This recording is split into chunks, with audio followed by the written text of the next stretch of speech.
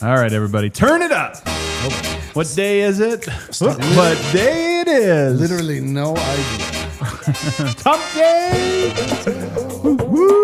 What is up, everybody? Welcome to the DNVR Nuggets Podcast. Is that your passport? Nope. I made the same mistake. Brendan has a little like moleskin it, that it's looks a little just notebook. like a It does look just like a passport. Yeah, actually. the computer doesn't Which take has notes. only gotten me in trouble 3 times when I've grabbed it instead of my passport. That would have been a bummer. Yeah. That would have been a huge bummer. We got a great one lined up for you, right? Live from the studio. Hell yeah, dude. Yeah? I love it here. It's nice. It's it's like our own little spot, dude. Yeah, it's our own little cubby hole. It's like a back little here. clubhouse. No one knows what's going on. It is a studio. The lounge is more of a, Lounge. hey, we're outside. Yeah, Who dude. wants to hang out and make some noise? Yeah, but here we're at work. Yeah. You know what I mean? Oh, well, when you put it like that. Would you guys like to have some fun today? Sure. Not particularly. How about today? Not in the studio. How about today we get a little optimistic? All right. What if we talk about everything going right for everybody? In the world? Surely it'll, Well, certainly on the Denver Nuggets roster. surely And by it will extension shake out us. that way. Yeah, surely it will. I think it'll be fun for us to this time just to go and say, hey, man, what is the best case scenario? Because it's always possible. These are just possibilities. This is the high end for every player. If they all come back, what would it look like if they came back with their best versions, our wildest dreams? Help me out. The most optimistic one of us all, D-Line Co. Boy, oh boy, that is the saddest indictment of this podcast. If that's The least pessimistic of us if all. that's really the D-Line. title I hold, that says a lot about who we are and how dark our view of the world is. Guys, I cannot wait. I am so hyped for the Denver Nuggets. I know, but it's so far. What do you mean? It's so far away. Well, listen, man, it's a little something called delayed gratification. I know that you're an never- instant gratification yeah, I've never- guy, so we'll get you a sucker or something so you can enjoy yourself. There you go. Rounding out the show, B-Vote. Hey, how are you? How's everyone doing? Good. D-Line, where were you yesterday? Were you on the show yesterday? Nope, I was upstairs watching the show. Oh, nice. Did you like it? Not really. Yeah. We could have done A better. little dry. You know what, though? Bring the energy today because All right, we are all going to right. talk about nothing but optimism. And I put super producer Tiff in charge of letting us know. We're going to do the whole show like this. For each player, we kind of always anticipate the average. You know what I mean? Like, oh, I think we know where this will fall. That's a healthy way to predict things. Not today. Nope. Not today. It's the brightest timeline for everybody. So, Tiff, without further ado, who are we talking about first? Julian Strawther. What if everything goes well for Julian Strawther next year? I love this graphic so much because you would, if you were uninitiated, be like, well, things are going bad for poor Julian here in this photo. But nope, he just canned a 3. Again, this is a good thing. Honest, like looking for a picture. No, I mean, it does You- look you nailed it. No, you literally nailed it. This is him being Yeah, excited. dude, but like if you, Good things are happening. Yeah, it's like if you walked into your place of work and they're like, how'd it go? You're like, we won. Julian Strawther. I mean, he's an interesting one to start with because I think there's a world where he has a good year, hits his average, what we expect the average to be, but does not play because there's so many guys, or just doesn't play consistently, I should say. He's in and out. But the brightest timeline is that he makes a leap of some sort to where it's like, hey, Tim Hardaway Jr. or Peyton Watson or some of these other guys, you're the luxury. Julian Strawther has made too big of a leap. What's a realistic best case scenario? What he looks like? I'll go first. I think I am looking at Julian Strawther to be my MIP on the NUGGETS next year. I think that he's going to have a big leap. I really think having seen his confidence in a high pressure moment, that being the playoffs and an elimination One of game his at best that, games. an incredible game, and actually coming out fairly cold in that he hadn't been playing for the most of the season. He was injured. But just having that level of like unconscious ability to just come in and knock shots down. We talk a lot about internal development. And I feel like he's going to be the biggest, version of that, like the biggest recipient of being able to take his game to the next level. Not unlike what we just saw from Christian Braun this last year. He made a major improvement. I think. Go ahead. No, I was just saying, like, I don't think it's unthinkable at all that you could pair he and Tim Hardaway Jr. like to get, just like a bunch of that scoring. you play both of them together. Like you just have snipers on either side of the court and you just knock it down, the 2 and the 3. I just think that the sky is the limit for this guy. I just liked what I saw, and I just think we're going to get that. I mean, this is the brightest timeline. Worst timeline, bad. I mean, bad. Or yeah. What do you think, Vote? yeah. What's he look like? Best timeline. First of all, best timeline would create an uncomfortable conversation with Tim Hardaway Jr.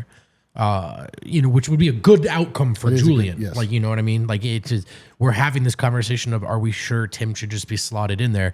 Last year, Julian averaged 9 points per game, shot 43% from the field, just shy of 35% from 3. I think if that's up at 12 points per game, if he's shooting 38% from 3, I would say Julian managed to get better despite there not being like this really long, easy runway, right? Because as of right now, he may not even be in the rotation. So if you start from there, I think a really good outcome would be, well, he made it a conversation. He cracked the rotation, or he was just outside on the bubble and was able to get into double-digit scoring. I'd like to see him shoot 38% from 3. I think he can. definitely. But, that's got to manifest as well. That's part of Strawther's journey at the highest level. I think when you start with shooting with him, and 38% to me seems more like realistic average, like that. I don't think we're going to be at the end of the year and be like 38% from Julian this year. My God, highest outcome. I think to me, he has a 40% year with like a 45% stretch. Yeah. So maybe it's October, November. He's 40. He comes out the gate just on fire. So at the end of the year, he's 42%, shot really, really well, but he had one stint where it was great. Finds consistency with a shot. This is the part of it that doesn't seem that foreign. I mean, again, I'm not betting on this to happen because he hasn't shot well. He's shooting 33% in his career at the moment from 3, so it's not like it's gone well. But it wouldn't surprise me completely if he had one of those years where it was like 42% from 3. Totally. And we're talking about him the way we hoped we would talk about him, where we're like, yeah, that guy just, if you leave him open, that's automatic. To me, it all starts from there, that he just shoots the ball with incredible confidence and accuracy this year. I mean, I think that's very much on the table. Obviously, we'll have to see. He hasn't shown us that he can do it consistently, but he hasn't shown us he's been able to play consistently either. He's been injured and, had stretches where he was coming out and working his way back in. But I mean, I really just have a feeling that he can be Jordan Poole. Like he can come in and he can just really microwave, score it up, and he's a guy that other teams when he comes in, they're like, oh God damn it. Like that game 6 game in the against the Thunder was a little bit of like, oh, hang on. We thought we had accounted for everything this team has to offer. Absolutely. And then there's this guy. I wonder if he can be in a position too where, as opposed to being tasked with elevating a bench, it's here's a close to competent bench. Right. And we get to put you in this position. Maybe his percentages go up by virtue of here are some nice shots that fell into your lap, as opposed to go and hunt because we're starving. Right. Defensively, I think you're just hope for him to be like adequate. He was pretty bad last year. Yeah. And you would hope, I don't think it's realistic to say he's a good defender, but can he just be a little bit better so we don't notice it as much? Yeah. And then to me, for him, it's the ball handling. Him and Tim Hardaway Jr., who's the better ball handler? He has a case there. Like he could make a leap in that department where, I mean, he's aggressive with the ball. Like he'll attack in spaces. You're kind of like, I don't know if you can pull this off. And sometimes he can't. But if this year, last year was all about speed and catching the timing of everything. And this year it's a little bit more comfortable. And we talk about him, Jamal Murray off the dribble, Cam Johnson off the dribble. Who's the next best guy maybe Bruce Brown off the dribble. But who's the next guy? Peyton, Tim Hardaway Jr. There's a couple options. Right. If he's that, because it's like, no, his handle actually has some functionality to it. That would be the brightest timeline. Still, what's the impact of Julian having a great season? Meaningful, but I don't think that meaningful. Right. It just gives the Nuggets depth. Yeah. And it's like that thing that we were chasing all last season and ultimately was our demise in the playoffs. And when I say us, I mean me personally, Eric Weedham. Yeah. My depth took a hit, but I just think, you saw it with the Thunder. It's like, oh man, it's a Lou Dort game. Oh man, it's a Case and Wallace game. Oh man, it's a whatever. It's just having as many potent weapons available to pull out. That's what I think he represents more so than any other player on the roster. He feels to me like a luxury. Whereas if he's great, it's awesome. Denver's regular season's going to go better. You get to the playoffs, unless he's significantly better than these other options, he just feels like the most that's a luxury. All right, who's next? We got 5 minutes here for our break. Who's next? Ooh, Christian Braun. If all goes well for Christian Braun. Vote, I'll let you take this one first. Who's this guy with the boyish cut? Yeah, I don't know. I don't recognize this guy. More of an outlaw now. Well, I'll be honest. Christian coming off of an insane season, really. Regular season. 15.4 points per game, 5 rebounds. Here's why this is why the experiment's important. If we would have done this last summer and I was like 15 points a game, it'd be like, guys, okay, sure. He shot 58% from the floor. Yeah, like, oh, okay, fine. But it's like, no, it actually happened. It is possible. A guy makes a bigger leap than you expect. Guys in transition, Giannis, Christian Braun. You're like, hang on. What kind of offseason did he have? So, that's for me, I think my brightest timeline for Christian this year is, you can always talk about the shooting. I'm going to put that to the side for a second. It's foundational. I'm sure you guys will cover it.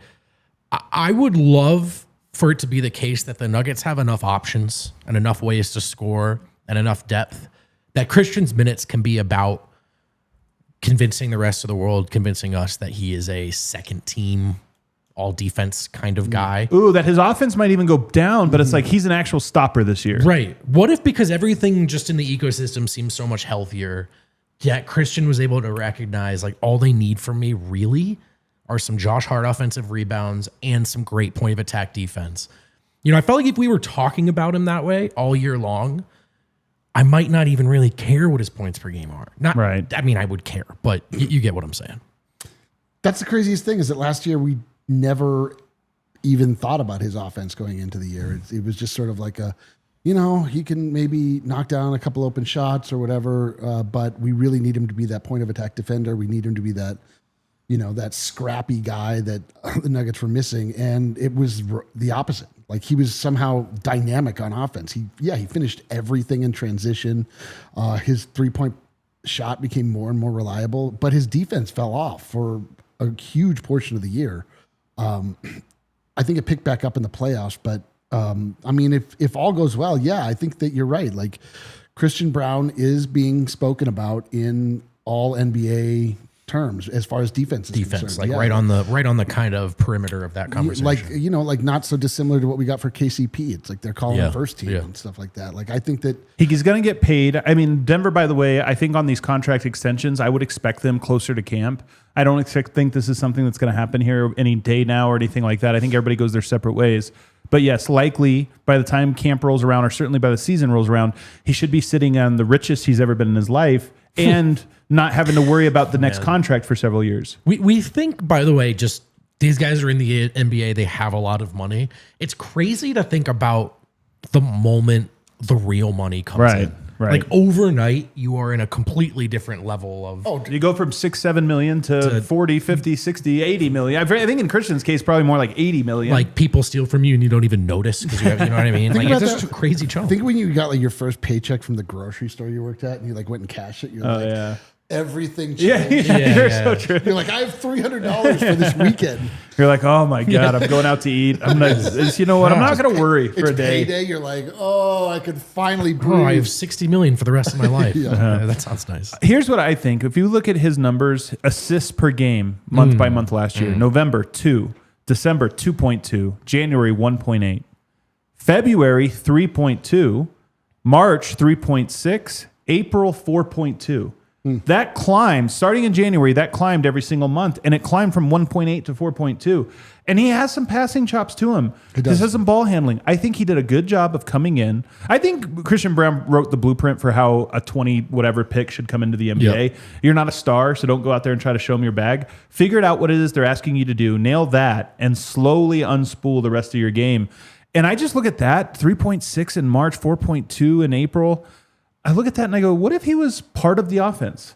Not as the screen and transition, slip to the basket, run, leak out, but what if he was a guy that 2 dribbles, fake to the corner, drops it off to Yoke, I'm again, this is brightest timeline, but I think Christian has a little bit more of that. It would take another leap like the one he made from last year to this year. Right. But if he made it in that department, ball handling, ball security, and passing, I'd be like, man, Denver has 5 guys that can catch the ball and do something with it with Jokic, and that would be a game changer. That's a good point. I mean, Christian will be safe with it, but there is a sort of logic tree of what kind of decision he's going to make. Yeah. And like one of the steps there is just get the ball back to Jokic and get out of the way. First step. Yeah. But so it'd be cool if somewhere in that flow chart was make a read. Make a read, yeah. Make a read. And the numbers are bearing out that is possible in the playoffs, both series 2.4, which was higher than the pre-February mark, but lower than the post-February mark. But nonetheless, carrying it over to the playoffs is like, hey, I think he has a little bit of, not special playmaking chops, but a little bit to where he can just, I want Jokic to be able to run the offense the same way no matter who's out there. Sure. And I think that there's a chance. With Cam Johnson, I think he does that already. With Christian Braun, he actually might be sneaky better than KCP even at this. And that would be the brightest timeline, in my opinion, in addition to the shooting and, of course, the defense that you guys mentioned. All right, let's take a break. We got more players to get to. I think we have like 10 total, so we have a lot to get through. Oh, something about your cake and eating it too, right? Oh, I'll have some, yeah. Hey, buying an investment property should be straightforward, right? Find a place that cash flows, make your down payment, start collecting checks, right? That's how it works. No, that's wrong, guys. We do this every time. First, Oh, it's that's time to wrong. get a Don't do loan, that. and then suddenly you're trying to justify every tax write-off, business expense you've ever taken as a tax deduction, and explain it to some mouth-breathing paper pusher. This is true. He's like, what was this write-off? Why it's good that your CPA made you look poor on paper. Traditional banks lenders seriously don't get you. At Cake Mortgage, they do. At cakehome.com, they specialize in business purpose DSCR loans. Translated DSCR means debt service coverage ratio, which is a fancy way of saying if the rent covers or nearly covers the mortgage, they can probably get you funded. So if you've always dreamed about owning income property or you're building your real estate legacy, you're off on your own cronky empire journey. Call 1-800-EAT-CAKE or head to the link in the description because life's better with Cake. Cake Mortgage Corp, equal housing lender, NMLS number 1734623, licensed in Colorado by the Division of Real Estate. Terms and conditions do apply. How about Mando? Oh, how about it? If anyone's ever told you that you got a little body odor, Okay, I'm listening. you may have thought, I should change up my deodorant. I should go put more deodorant on. Maybe it doesn't smell great. Maybe it's just that you're only worried about the armpits. Yeah. And not the whole Oh, body. you got to put that thing all over your body, man. Yeah, it is body I've odor, had some folks. grundle complaints. Yeah. But yeah, in public, people are like, listen, sir, you're grundle from across This the is a street. public place. Mando knows that it's body odor, not armpit odor. They overtly call out the more colorful parts of men's bodies, such as, just kidding, I'm not going to read them all this time, but you get it, the whole body. Their sensor look up I'd new also, parts. I'd also like to point out how colorful my grundle. very colorful. Their scents are geared toward men's options like Bird and Leather, Doctor to look at that. Cloverwoods, Mount Fuji. So check out Mando. They've got a starter pack perfect for new customers. It comes with a solid stick deodorant, cream tube deodorant, 2 free products of your choice like mini body wash and deodorant wipes, plus free shipping. As a special offer for our listeners, new customers get 20% off site-wide with the exclusive code. That code is DNVR. Use code DNVR at shopmando.com for 20% off site-wide plus free shipping. Please support our show. Tell them we sent you. Smell fresher, stay drier, and boost your confidence from head to toe with Mando. Hey-o. All right, back here, segment 2 of the DNVR Nuggets podcast. Participate in the Toyota chat with us if you want to play along here, because I am curious what people think is, again, realistic best case scenario. Or if you want to critique our appearance or any of those tell things. us that we're wrong. Or argue about what Jokic meant in a Or just talk very about- short clip you saw. talk and- about Jamal, how he sucks, stuff yeah, like that. if you want to do that. But I would prefer you just kind of play along with us. Tiff, who is next? Oh, Big Val. okay, Our all right. guy. Let's go. Our guy, Big Val. Our If official- all goes well for Big Val, D-Line, what does this look like? Our little captive. We brought him. We brought him home. He can't leave. He's just like doesn't matter what he wants. We all know that. Yeah, if all goes well, the Stockholm Syndrome kicks in. Yeah. He's happy to be here. Yeah, then we trick him into thinking he's in Greece. We just feed him gyros daily. Anyway, Set up some wall displays everywhere you go. just some old buildings. We're like, look, it's the Acropolis. We're like, that's just a whatever. The best scenario for Big Val is that he is just exactly what we're all praying for, which is just a backup big where we're not constantly going to be like, oh my God, the non-Jokic minutes. Oh my God, the non-Jokic minutes. The non-Jokic. Like, I would love to never reference the non-Jokic minutes ever again. I mean, listen, if it's just like, What if it's gleefully? What if it's about how great they went? well, if it's gleefully, it would be like, oh man, it's the big Val minutes. Nice. You know what I mean? It's like, like if he's just able to be We need to make that happen this year. Like going into the year, we need to make it like not the non-Jokic minutes. No, it's like, here goes the big Val minute, big Val checking in. Yeah, yes. Well, yeah, like it's value Viking time. at the helm. Value Jokic is in. Yeah, but exactly. Like it's just we are able to recontextualize what it means when Jokic is off the court, not only because it's allowing him to rest and preserve him for the biggest battles that lay ahead, but also just because it's fun. You're not just like in despair for 20 minutes of the game like we always are. And I think he can be. He's like a really steady player, and it doesn't have to go through Big Val like it does Nikola Jokic, but he can just be a complementary player that is able to provide some defense, interior defense. He's able to post up on the block. He's able to pass in when we need him to, but it's just like a standard big in the NBA, and it looks fine. It works perfectly, and we're not bemoaning the non-Jokic minutes. It goes so well that he can opt out and get even more money in Greece next time. And then he signs with Olympiacos. I think for me, though, there's one thing that you didn't quite mention there, and that is just that he brings cohesion to that second unit. Cohesion. That's what it would be for me, is that a big Val somehow ties the room together. He's the rug that tied the room together. Big rug, dude. And that to me would be what's exciting. Like even we were talking about Julian, and I almost brought it up there, but it would be great if it was like, hey man, that Val Tim Hardaway two-man game is kind of nice. Like they have a little chemistry to this. Yeah. To me, that would be great. And yes, the non-Jokic, I'm telling you, man, Jokic was a negative in like 18 games or something last year, and most of those was like -1, -2. It'd be just so awesome if the Nuggets starters play well, you just count it as a win. I mean, this was even before, like some people just straight up think Cam is an upgrade on Mike, and he might be. Yeah. Even before you factor that in. Like if Mike was still here and they had just signed some of these minimums or they fell into their lap, that's why they didn't win 60 games. That's why they were never a 60-win team. The starters were good enough, but they just could not get this going. And I just think even by virtue of depth alone, you could be sniffing 60 wins if it manifests the way we want it to. And a lot of that will fall on Big Val. And I think, one way or another, his presence will have some say on the identity of this second unit. Heck yeah. And I hope obviously it's a positive one. The best would be in particular Naz Reid. They have their three bigs. They have Randall, Gobert now, and Naz Reid. It'd just be awesome if that was a total cancel card, Uno reverse, and he just bullies Naz Reid for 12 boards every time we play the Wolves. Dude. And it's like, he's unplayable now against the Nuggets. It'd be incredible. Also, another thing like that we find our own two big lineup. That actually just share the court with Nikola Jokic. Honestly, it is part of the Bryce timeline. If somehow that works against all odds, the Nuggets just have a great zone, but they're like, that lineup just murders everyone in some dumb way. Yeah, the dumbest way. The dumbest way is just, they're too big. The they just brightest keep way, we all know, is the dumbest way. No doubt. What else we got here? Tim Hardaway Jr. If all goes well for Tim Hardaway Jr. If all goes well for Tim Hardaway Jr., he is an impact player off the bench in the postseason, like a penned in every night of the postseason. And by the way, that hasn't necessarily been the Tim Hardaway Jr. experience, a guy who has brought utility in myriad ways to different teams in different spots. His playoff minutes have been somewhat up and down. And the thing is, there's just so much opportunity and so much need here for his shot making and his ability to score off the bench. Or if he's with Jokic, his catch and shoot prowess, of which there is some. And so if all goes well for him, he's shooting the cover off the ball. And the same way that when he was overpaid, he was talked about as a crazy bad contract.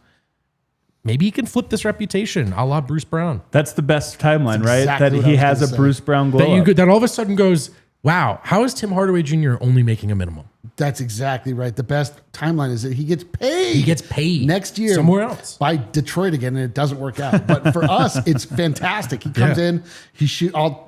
I'm going to channel Dev here. He shoots the piss out of the ball. Nice, dude. The coverless ball is covered in piss. Gross. I don't like this Took it too far. Took it too far. Whatever, dude.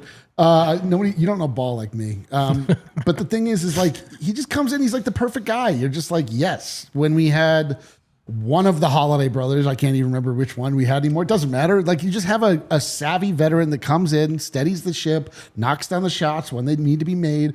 You just feel comfortable with him out there. And yes, he's Bruce able Brown yourself. to contribute in the playoffs. And, it's just another part of the yes Val minutes, not the non-Jokic minutes. Where you're yes like, Val. this is awesome, dude. The yes Val minutes are going crazy. Oh, it's a Tim Hardaway heater. I love dude, this. this is so cool. I hope Jokic sits for another 15 minutes. Jokic, like him being consistent So this is year Jokic. while playing with Jokic would be awesome. The Justin Holiday made me believe in basketball again moment would be awesome. And then yeah. the Bruce Brown payday would be awesome because it feels like you already have this with Bruce. There's reputation already about go play with Jokic. Things will be good. If you get one of those from Tim Hardaway this year, it does feel like next year you'll find another one. Yeah. Because who wouldn't? I did talk to someone with the team who felt like it does feel like that's kind of finally happening, right? Like these guys just kind of want to Dude, come here and play with Jokic. I know that this was a reach out. Like this was a, hey, Tim Hardaway wants to be in Denver. This could be a great situation for me to go get paid elsewhere. And like Denver should embrace that. I mean, honestly, it should be part of the pitch. As much as we want you to make life-changing money on your next Brother, deal. I'm saying this for years. Like you want to get the ring chasers to come and use you to chase their dreams. And that's a way better pitch than we have a great practice facility. Like it works. People come. They want to play alongside Jokic. Like, Yeah. You're like, do you have a practice facility? No, but we do have these numbers. Here's what They're happened like- to Bruce Brown. Here's what happened to Tim Hardaway. like, you 100%. want a dope practice facility? Go to Minnesota. They're like, Yeah. Sorry to make this about hockey for a second, but it's the exact same thing, right? Like we Ring don't chasers. have like the nicest practice facility, but we have Cale Makar. Would Yeah, you like dude. to come play with Cale Makar and Right. Nathan you McKinnon? and your family can have fun at the Family Fun Center while we're practicing. Family Fun Center. Let's get one more in before our break. What do we got? Ooh, Jamal? Oh, boy. Oh, no. She Turn gave the us the comments audio off. cue. Turn the comments Everybody, Jamal Murray. If all goes well for Jamal, we might have to break this into a two-parter. This one's big. Obviously, he shows up in shape. Obviously, that it starts right there, and we just get like the best version of Jamal right out of the package. I feel like 90% of Denver's regular season struggles can be, or forget all this other brighter timeline stuff. Jamal being ready out of the package to me just means the Nuggets are winning 57 or more games. Yep. I really think it's as simple as that. I as do simple too. as it. I honestly straight up do as well. If he comes in and he's playing like he does about January every year. Yep, it's January. And Somebody say the words. What was he going to be? He's the going to be an year- all-star. He'll be an all-star, goddammit. I think so too. I mean, can I tell you what the real reason why I think it could happen for him this year, or it should happen for him this year? Because it's world versus USA. No. Good guess though, Ron. I'd be surprised if the network was concerned with an old wooden ship. No, I think it's if Murray was more effective in the second unit minutes, Yes. wouldn't he just be like a 22 point per Yes. game Yes. kind of like? So some of that's on him. Some of that is the total lack of real rim running partners he's had and competent units around him. He is in a position to succeed in the big Val non-Jokic minutes right now. Maybe more, or definitely more so than he has been in the past. Should Denver take that same approach with the stagger and he plays with them, that alone to me could be an all-star bump. Of course, it all starts with being in shape. And I think honestly the brightest timeline is he doesn't have to because the bench is good enough. It doesn't need, you don't have to stagger. Oh, that'd be lovely. That would be great. But like, I mean, think he needs to stagger. well, we'll see. I mean, like probably he's done it for his whole career. And he's never been particularly effective doing it. But to me, it's like, he just is the starting point guard for the Denver Nuggets. He and Nikola Jokic rain holy hellfire down on anyone that steps in their path. He becomes an all-star. He shakes all of the criticism he has earned and has accumulated and collected over the past several years. And we're just looking at this like, man, we're looking at this at the core, and it's just like, oh man, is this all about the core? And then last year we're like, well, maybe it's just literally about Jokic. But if it all goes well, you reestablish that idea. It's like these two guys are responsible for this era of the Denver Nuggets. And I don't think it's off the table at all. There's one other thing that he has said this year that makes me think it's the area he can improve most outside of just conditioning and maybe general, like a sense of responsibility, which I think all of this comes down to Jamal. Does he feel responsible to the team in October? In my opinion, not to the degree that he should. That's why he says things like, you guys know what I do in the playoffs. It's like, yes, but they also know what you do in October, and that means they all have to work harder. This sense of responsibility coming to him. But there's one other thing, and I'll save it for the other side. Oh, man, I can't wait. I was going to leave, but now I can't. Can't leave. If you were going to leave, you should do it in a Toyota. It's really safe, stylish. They have tons of options. You could, with all the safety and responsibility in the world, you could also just tear out of here. I know you dream of that deal line. Just hopping in a Toyota, driving down Colfax, chasing the sunset. You'll never see me again. I'm going on the longest continuous street in America, Colfax Avenue. Yeah. It's a journey with no destination, no end. He could do it in a truck because, of course, trucks have always been part of Toyota's DNA. He could do it with their many SUVs. They've got a lot of models that have all-wheel drive or four-wheel drive. They also have more low and zero emission vehicles combined than any other automaker. So all told here, with these 16 different hybrid vehicles as well, they've got options, right? So there's a lot of different types of cars for a lot of different types of people. And we know there are a lot of different types of Coloradans in our great state these days. No matter what type you are, there's a Toyota that's right for you. So do yourself a favor.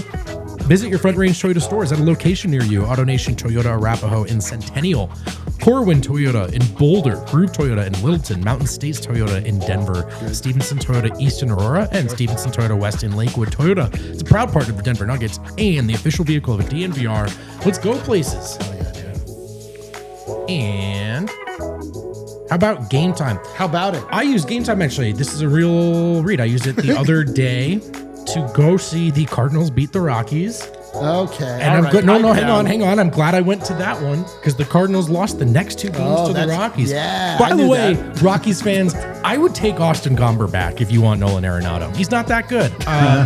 But I did go to Coors Field. I had a great time. And whether you want to go to Coors Field or you want to go see these new look Nuggets, when it's time, do yourself a favor and download Game Time.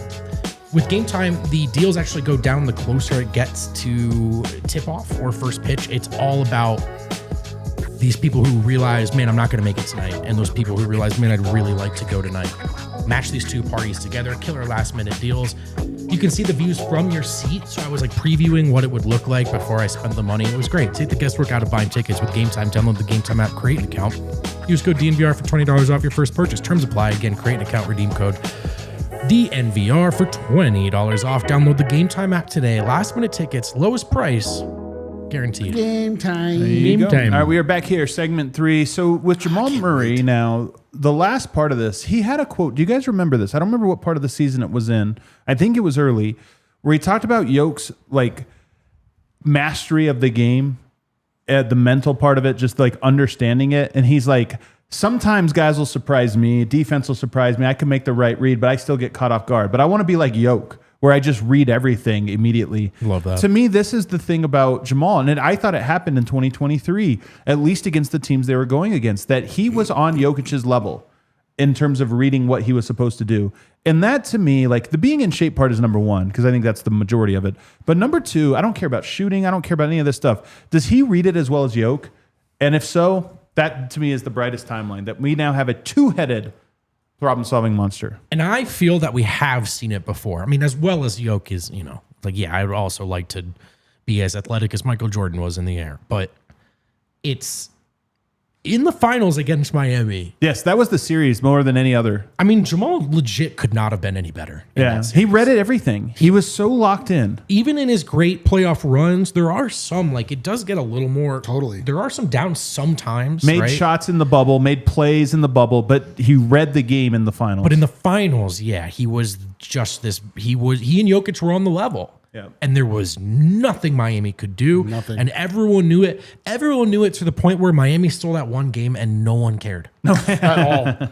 We were like, whatever. But if you recall, I think that's the one game he didn't read it. I Yeah, thought that was the I one think game you're he right. kind of shot a little too much. He was remarkable in his, like, they had that defense. They knew within the first 12 minutes, Jamal and Jokic put those 5 on the floor. If we do X, Y, and Z, we will score. Yep. Yeah. And if they adjust this way, we'll adjust this way. But Jamal had it down like the back of his hand, and it's the best we've ever seen this team. Yeah, I mean, like Jamal can be like kind of mitigated and neutralized a little bit if you run into the wrong matchup. Like the Wolves are terrible for Jamal Murray, and so are the Oklahoma City Thunder, frankly, because they have like rangy guards that guard him well. But the best case for Jamal Murray is that it just doesn't matter who they're playing. You know what I mean? It just, Right. it just I like doesn't- that. I like it just that. doesn't matter. It's like He needs to be he's the emotional leader but he's not, and I don't think the actual leader, because you can't do things like sneak off to the UFC game, show up out of shape.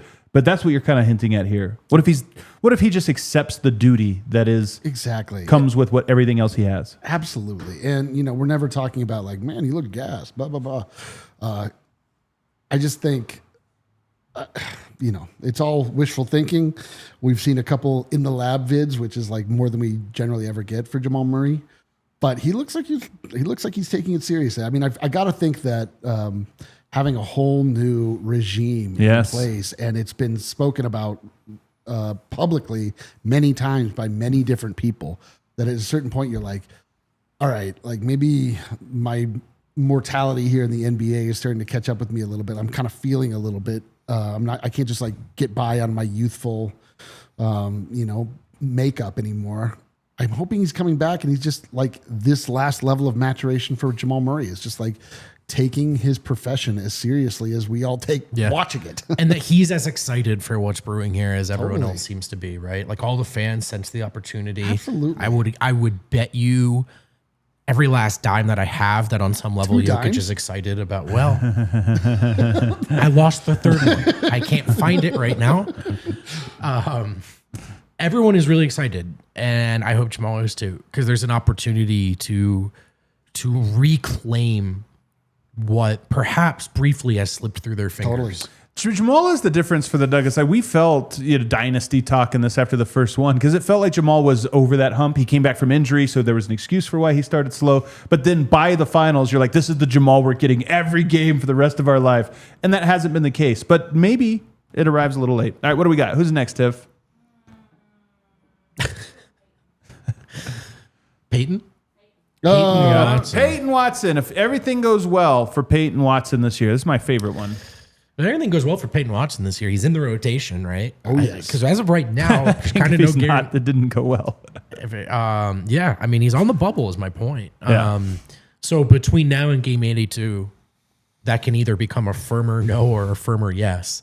And I'm going to say Peyton being a comfortable corner three-point shooter, Peyton seeing a significant jump in at or around the rim. And sometimes it does work that way. Like getting to the rim is one step. Becoming efficient there is another. A funny exercise to do is to go back and look at Christian Braun's numbers around the rim before last year.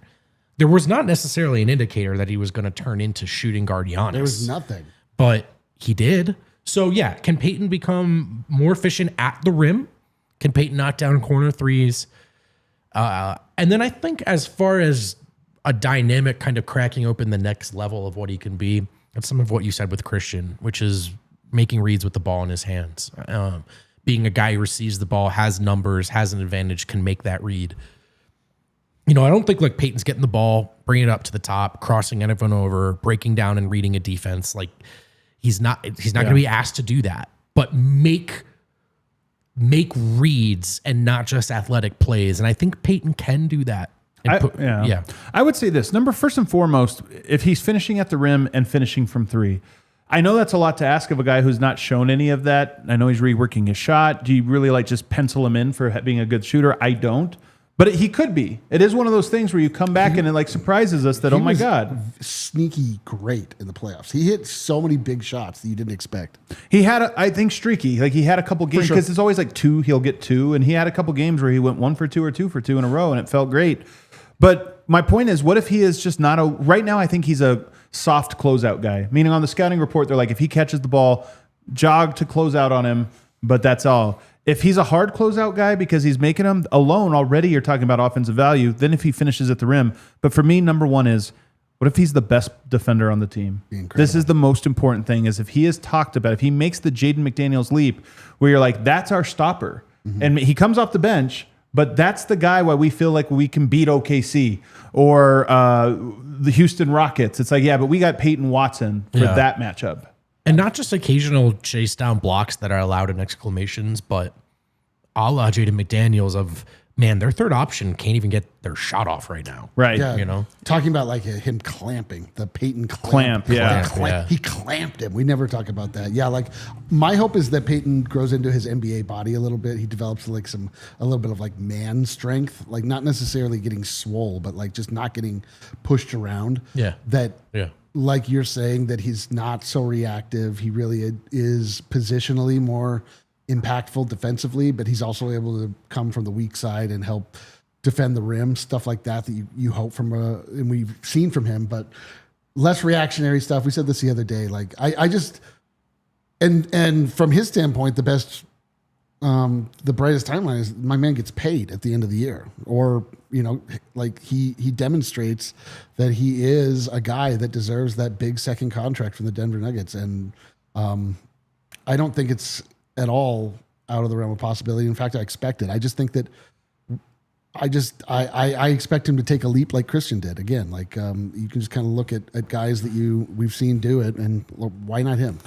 I just think this one is very on the table that he is the 6th or 7th best player on the Nuggets roster this year, and a meaningful path, like a reason that you feel confident. It's not right now. He's X factor, could go either way. Yep. But it should be a best scenario is if he is a positive value add. So when you talk about a series, you talk about, oh yeah, but we got Peyton to handle that. We're not worried because we got Peyton is going to shut down whatever player it is that you're talking about. What's next, Tiff? It's so compelling. She's like, right? I was listening to a podcast I like. Just got lost in the Cam pod sauce. Johnson. What if all goes well for Cam Johnson this Holy year? I love smokes. this one. This is a fun one. Yeah, dude, this is fun. This is like This is like our new bag of candy that we get to rip open here. I feel like of all of the ones, this is the one the Nuggets fan base is most like expecting. Like I think the Nuggets fan base expects the middle of the road outcome for most guys, but for Cam, it's like best season of his career. Possible. I mean, the best he shot in a season is 42%. He did that in 2022.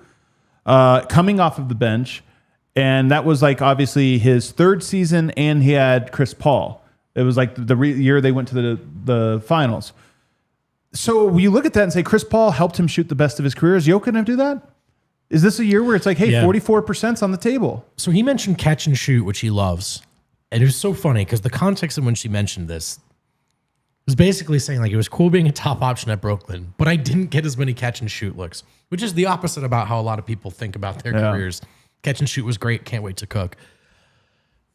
I think if all goes well for Cam Johnson, he can, he's in this conversation, I think already loosely, but headline the conversation for best catch and shoot players in the NBA. Yeah. I think he can finish this season and he goes from, oh, that's a great fit because he's a good catch and shoot guy and who relocates to like, this is the number one on this team. We cannot take our eye off this guy off ball or leave him open in the corner guy. And I'd even build on top of what you said, because I do think he goes back to more of a catch and shoot role, but I think what he's done to expand his game in Brooklyn over the last 2 years is going to serve him extremely well in this role. Yeah. And so for me, it's the balance of both of those things, which I think he's going to strike that balance, get more catch and shoot so his percentage is up. But I think it's also this just the feeling we get. The brightest timeline to me is the feeling we get that there's another option that you go to with pick and roll, dribble, handoff, cuts from Jokic, post up, whatever it is. There's just another guy, and it feels like two Jamals or two AGs or something out there. If all goes well, the brightest timeline is that he is like the best version of Michael Porter Jr. that we would see, where you do feel like there are three outside, outside, inside with Jokic, but like two dead-eye shooters that make spacing just easy. Very They make it easy. Aaron Gordon's life improves amazingly because he's in the dunker. Everyone is like fully spaced out. They don't really know what to do with it. But the nice thing about having this, turning Michael Porter Jr. into Cam Johnson, is that you kind of get a similar player in sort of just the archetype of player, but then you get to sort of like set down the weird kind of drama that, it's like Jamal and MPJ, are they not passing it? Jamal has 18 points in a game, and sometimes we're upset, but this might be a year where that's fine because Cam Johnson had 26. I just think that it just might be a nice, easy breezy reset of the offense without having to change what the offense is. It just is like he just fits in hand in glove, key and lock, whatever you want to say, pee in pod, piss on ball. I don't know about that one. Well, whatever. How about this last part? He plays 70 games, something he's never done in his career. That would be very bright. Yes. He's averaging about 56, 57. So to get a year where you get to 70 out of him, like his most games in a season would be huge. That's a great one. It's the number one knock on paper coming in. And I'm not trying to open up a potential wound before we have to or anything like that. Very, very hopeful and excited about Cam as the addition. But yeah, being available is like the sneaky one thing that he hasn't thrived in as a role player. And maybe it's different in Denver. Maybe you might play this month, but you're on the Brooklyn Nets and it's easy. I don't know. I'm not familiar with his entire injury history, but he's got to stay on the floor. And that's one thing Mike managed to do in the last couple of years. So I think this is an essential part of the brightest timeline for Cam is availability. What if Cam Johnson is the definitive third best player on the team?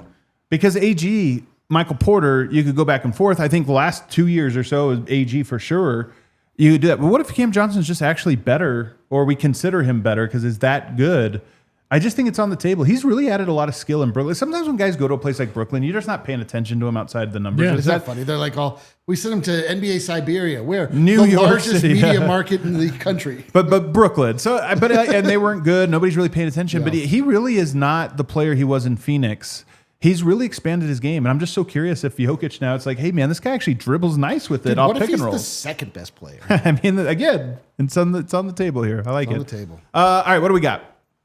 Brucey B. What if all goes well? Does this mean, just like you said with Tim Hardaway, he leaves us again? Yeah, absolutely. It's actually probably true. Yeah, but we're not lying to each other about it this time. Yeah, it's just like so true. He just has another. Gets up at the Brady, goes, you guys know, I know. We know. Oh, what a treat, huh? Yeah, you have a great senior year. You're not like, hey, we're gonna hang out all year. It's like, we're all going to different colleges. Yeah, it's been fun. He'll have the last appointment at the tattoo parlor to get a second Denver Nuggets. He just keeps going to other teams, getting increasingly more Denver Nuggets tattoos all over his body. Yeah, dude. He's had his introductory presser. I'm so proud to be a Dallas Maverick. Just with a Denver Nuggets face tattoo. Yeah, that would be incredible. Maxi Minor on his face. I love it. I love that about him. What if Malone couldn't get a job interview because everyone's pissed about the tattoo? That would be hilarious too. They're like, yeah, it would be like, awkward. we have a new tattoo policy here. The best outcome is that he just does exactly what he did last time. Just do it exactly as you did last time. You are a good player. You have great utility throughout the year. Versatile. You just absolute glue guy. And when the pressure gets big and the lights are bright, you step up. You're the dog. You get in the face of the other team. You sense out their weak links and start talking he's shit. Even more edgy this year. Yeah, dude. He gets in Devin Booker's face and Devin Booker starts crying. That kind of thing. That's the thing. Like, Bruce, play a little defense, dunk a couple fast breaks, scream at the crowd. Yes, all good. Thumbs up. You've earned every last penny, my friend.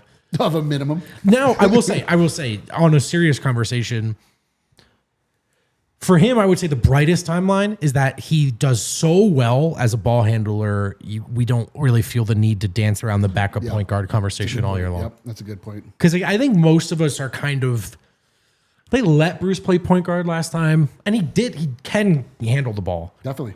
It doesn't feel like you wouldn't describe Bruce as a point guard, really. Yeah. And so I would say he has a great year where you don't have that Jamal conversation, It would be great. To me, it's just if he runs back what he did for the Nuggets the last time, but more the playoff version. Because he was up and down. The bench wasn't as good. It's just more that we get the good version of him, and it becomes a true remarkable story. I mean, about, hey, the guy got paid again. It would actually be hilarious if Bruce Brown makes $100 million in his career 4 of that from the Nuggets and 96 of that Like- coming off the Nuggets. Retires in Colorado, lifelong Nuggets legend. We tell our kids about him. Someone Googles it. Hang on, he played two seasons for you Hold guys? on, you and guys- not back to back. Yeah, not even back to You're like, back. no. We all own a dog named Bruce at some point. That's so exactly, true, yeah. Brucey B. That's actually a real, very viable legacy for Bruce Brown that's on the table, and I love He that. invites us to his ranch. We go horseback Oh riding. man, we hug each other. Yeah. We don't stop. Dude. He's like, I love your stand guys' back to show. back. We look at the Yeah. height. Yeah.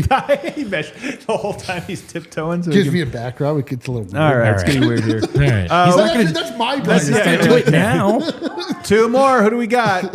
Oh, AG. Let's go. What if everything goes well for Aaron Gordon? I feel like last year we got some of this. Health. He's had the whole season summer off. No, I'm just saying this is my answer. Oh, it's just health. There's nothing. It's just like run back everything Like you do. I don't like. I've seen every version of Area Gordon, and they're all welcome in my home. Have you forgotten what he shot from 3 last year? Have you forgotten? I have not forgotten. What did he shoot? He shot from 3. 44% from 3. Yeah, you're at 43.6, so 44. That's pretty good. Because I was like, he shot 40% from 3. And it's like, wait, no, he shot 43 and a half. It did fall off a tiny bit in the playoffs, but there were a kind of some big ones he hit as well that I'm remembering more than the misses. So, to me, though, that is not necessarily essential. Like, I think he has clearly turned the corner in terms of comfort with his shot. Whether or not he shoots 44%, I could take that. He had or the leave worst that. shooting year of his career the year before. Before oddly he enough. moved into a gym. Well, I think he was then. I but think he was then yeah, already. that's all But right. he clearly there's a smoothness and a repeatability, a replicability to his motion that wasn't there before. Anyway, my point is, even if it's 39%, that's fine. Just be healthy, brother. And I don't say that as if it was a challenge. I know it wasn't his fault, but if he can stay healthy, then the Nuggets are probably in the conference finals at the very least, is what I think. I mean, like if he's shooting like he did all last year, you think about like we just have essentially a 5 out, except for Jokic is in the middle, a 4 out with Jokic, right? A little spoke, and like everyone is just around, and then he can cut and Bruce Brown. Yeah. I mean, it's just gonna be if he can. I stay healthy is the first thing, obviously, but then like you open up the conversation. Can AG be an all-star? Like, why not? Like, can AG be? Like he's really come to Denver and taken on an ultimate team guy.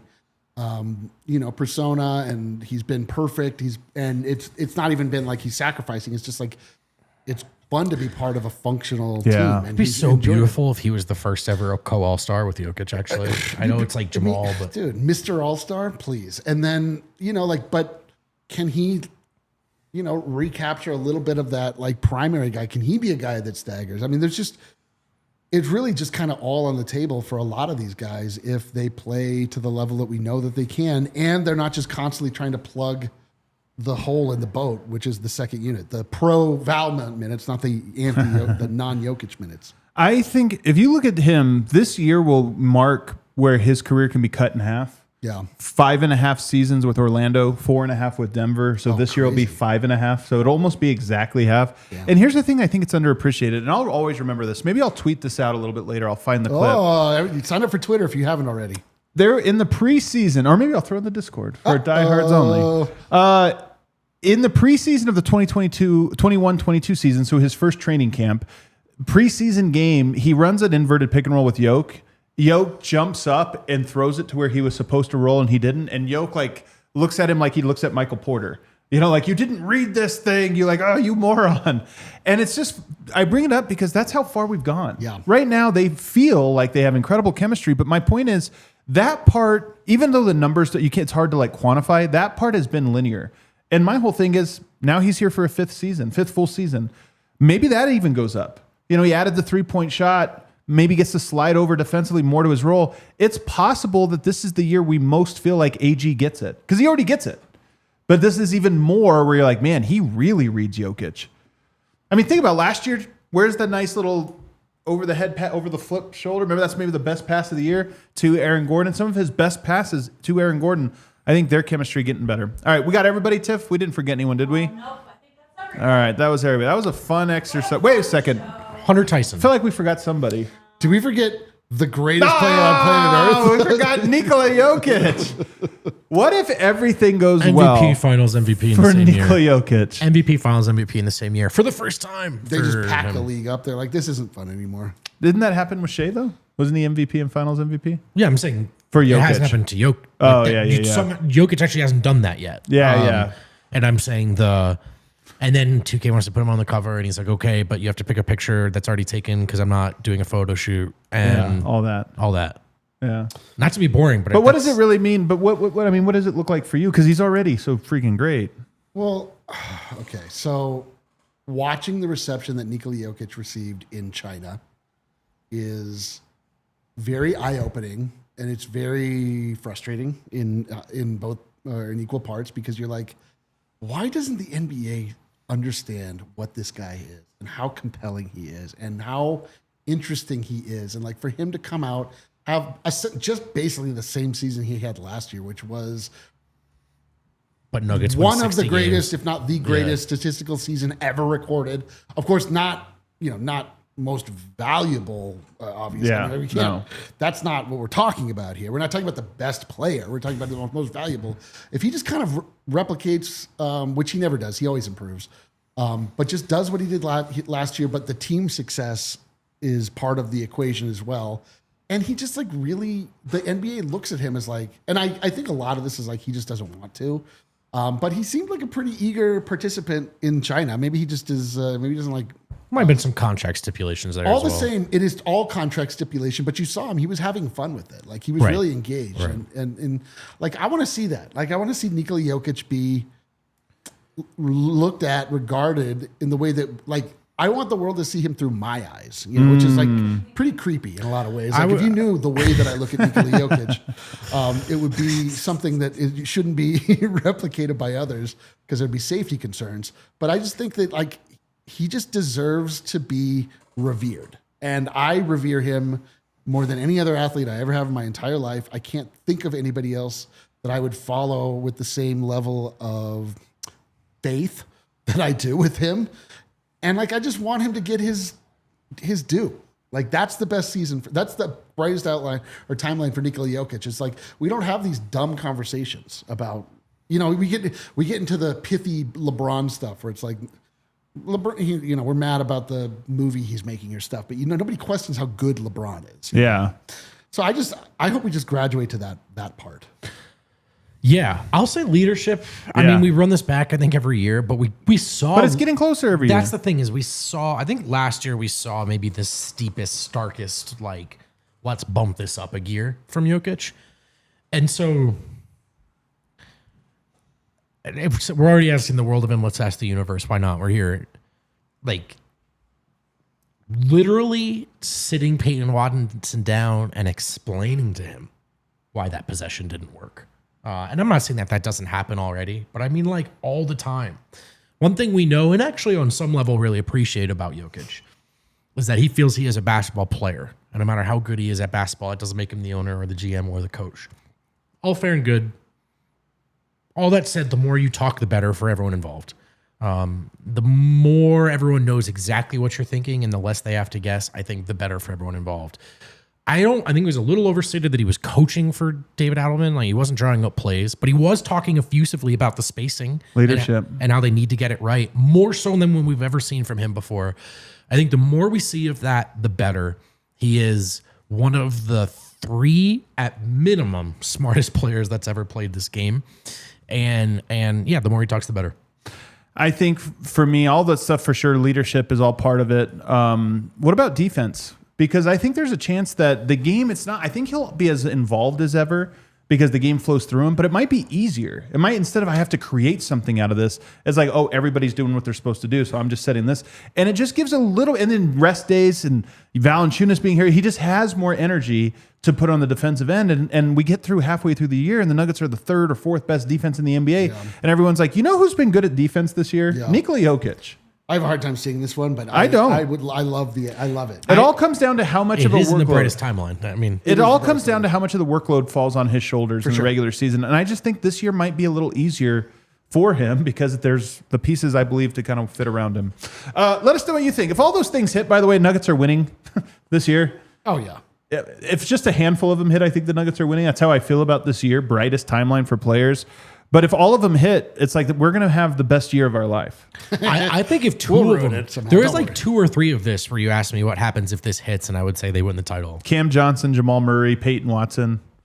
Like those 3, you're like, okay, we're cooking with gas. Valanciunas, Big like, Val. If you tell me Big Val like is the brightest timeline, I'm like, okay, that's a title. What do we got? Super chats? Are you guys going to Latvia? Asked Nash Sweden 3484. If somebody want to pay for us to go to Latvia, watch- we will go. If somebody yeah. wants to sponsor that trip, we will accept the Come on, sponsorship. Latvians, what are you doing?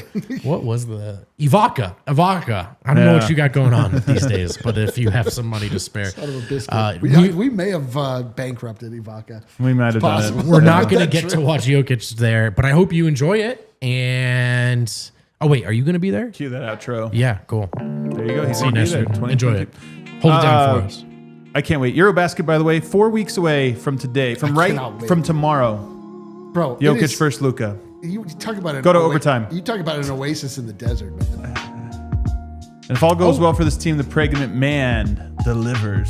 Overtime buzzer beater. Join us. The conversation continues online on the World Wide Web, the internet.